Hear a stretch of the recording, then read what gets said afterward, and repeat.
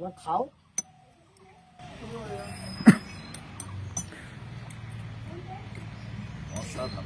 অরুণদা, বলছি যে আমার বউয়ের হাতের রান্না কিরকম হয়েছে? অসাধারণ। দেখেই মনে হচ্ছে খুব ভালো হয়েছে। আজকে চিরজ্জলের বাড়ি, মানে আমি চিরজ্জলকে বলি চিরতার জল, ঠিক আছে? দার্জিলিং এ নামটা দিয়েছিলাম। দার্জিলিং এ যখন গেছি, ও দেখছি বেরোচ্ছেই না রুম থেকে। আমি আর অরুণদা শুধু বাইরে বাইরে ঘুরছি, আর ও ঘরের মধ্যে। তো ভালো মানে সম্পর্ক তৈরি হয়েছে। আর সম্পর্ক তৈরি হওয়ার পর ও প্রত্যেকদিন রাতে একবার করে ফোন করে আর বলে, অভিজিৎ আমার 15,000 হয়ে গেল, অভিজিৎ আমার 14,000, মানে প্রত্যেকদিন ওর 1,000 করে বাড়তেই থাকছে। আর আমাকে শুধু গ্র্যাটিটিউড জানায়, কিন্তু আমি ওকে বলি এটা আমাকে গ্র্যাটিটিউড জানিয়ে কোনো লাভ নেই। যদি তোমার গ্র্যাটিটিউড জানাতেই হয় কাউকে, তাহলে সেটা হলো একমাত্র অরুণদা। অরুণদা যেভাবে হাতটা ধরেছে, আমাদের সব প্রোগ্রামে ইনভাইট করে ডাকে, এটা আমাদের বেশ ভালো লাগে। আর আমরা অরুণদাকে প্রচণ্ড সম্মান করি। অরুণদা যেখানে ডাকে আমরা সেখানেই চলে যাই।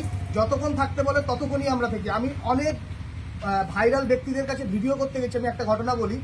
তো একদিন অরুণদা বকখালি গেছিল, আমি অরুণদার দোকানে পৌঁছে গেছিলাম। তো অরুণদাকে ফোন করেছিলাম, তখন অত পরিচিতি নেই। তো অরুণদা বললো আমি বকখালি থেকে এসেছি, আমার শরীরটা খুব খারাপ, মানে টায়ার্ড হয়ে গেছি। বললাম দাদা ভিডিও করতে এসেছি। তো দাদা 9টার সময় আসলো, 9টা থেকে 11টা অবধি আমাকে টাইম দিল। আমি যা যা কোশ্চেন করলাম সব কোশ্চেনের অ্যান্সারও করলো।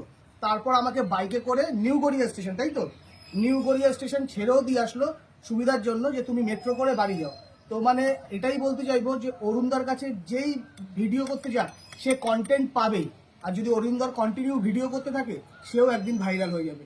তো তোমরা যারা মানে এরকম কন্টেন্ট করতে চাও, আমাদের অরুণদার কাছে অবশ্যই আসতে পারো।